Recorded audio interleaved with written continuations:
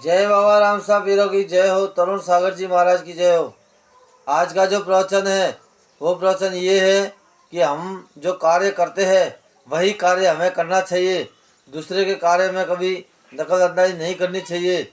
एक बार क्या हुआ, एक किसान था, वो बीमार था और वो डॉक्टर के पास गया। बोले डॉक्टर साहब मुझे बीमार है, मुझे देखो। तो डॉक्टर साहब ने उसे चेक किया और उसका इलाज किया। तो डॉक्टर साहब ने इंजेक्शन लगाया, दवाई ववाई दी और उसको कहा कि 500 रुपये दे। तो उसने 500 रुपये दिए और डॉक्टर साहब से कहा, अरे डॉक्टर साहब आपका काम तो बहुत अच्छा है, 2 मिनट में आपने 500 रुपये दे दिए। आपका काम तो आप बहुत अच्छा है, आप तो बहुत पैसे कमाते हो। तो डॉक्टर साहब ने कहा कोई बात नहीं, मेरा काम तू कर दे और तेरा काम मैं कर दूँ।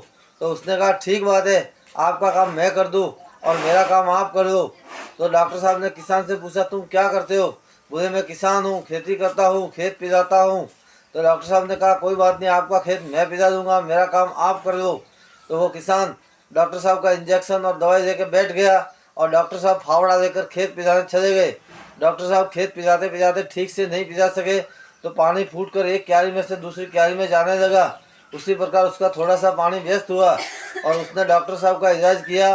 डॉक्टर साहब की तरह इलाज करना शुरू कर दिया और उसने इलाज कर एक पेशेंट आया, उसके उल्टा सीधा इंजेक्शन लगा दिया। तो इंजेक्शन से रिएक्शन हो गया और वो आदमी मर गया। मर गया तो उसको जेल में डाल दिया।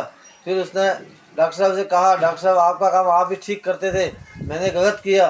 डॉक्टर साहब के कभी दूसरे के काम में हमें नकल अंदाजी नहीं करनी चाहिए। आप जो कार्य करते हो वही कार्य आपको करना चाहिए। जय तरुण सागर जी महाराज की जय हो।